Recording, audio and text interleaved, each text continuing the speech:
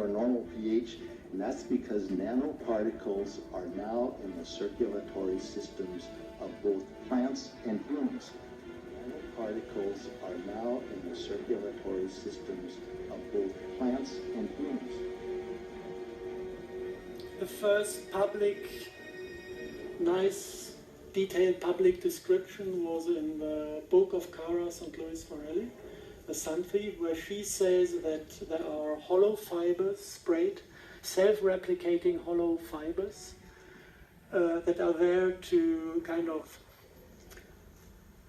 read out the light fingerprint of your DNA, transform it into an electromagnetic radio signal that is detectable via satellite and ground stations.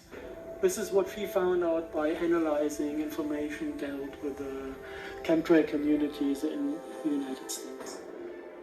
This is a German tomato that got some German rain on top of it.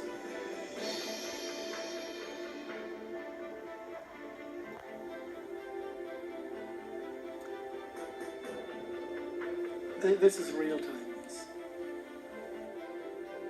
Now watch the Morgellon what he does. He loves this. He's getting excited and he's trying to get close. So basically it's mycelium of a certain type of fungus. And this fungus is, first if you want to look at it, it's airborne. It's not a single fiber here and there. It is glowing under UV light. So if you take a UV lamp at night, you can see those fibers everywhere. Some of the people cannot handle.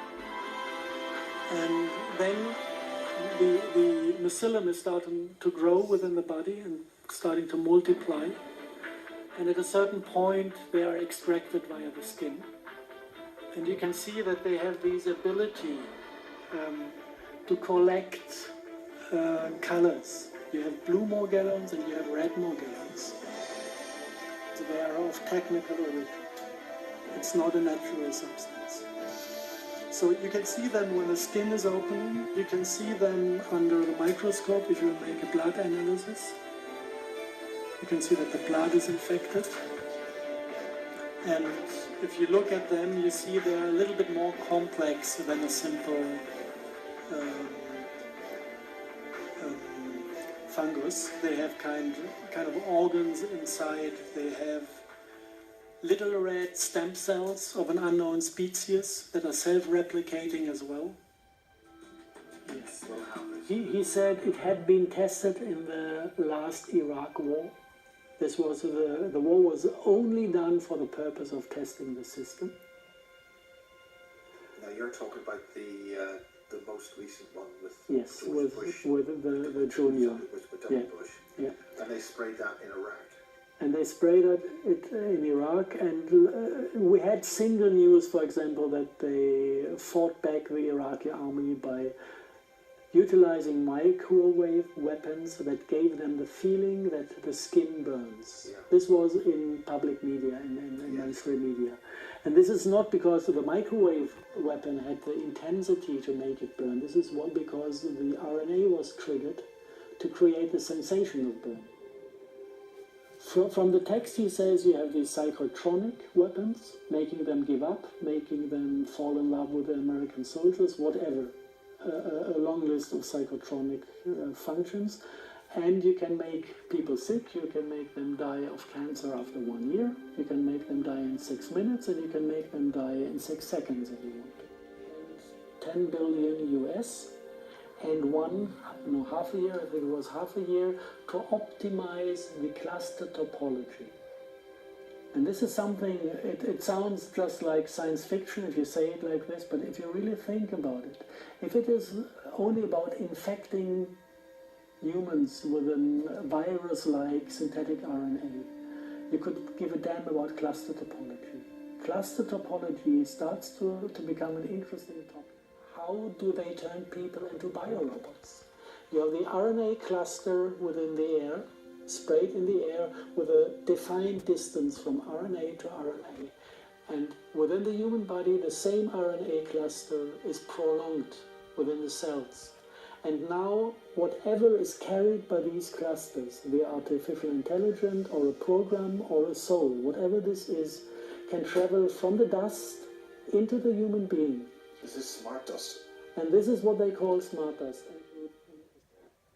The second group of materials found in these environmental samples is unidentifiable fibers. And I really want you to appreciate the meaning of unidentifiable. These fibers have been sent to sophisticated laboratories, and there's nothing in the databases that match them.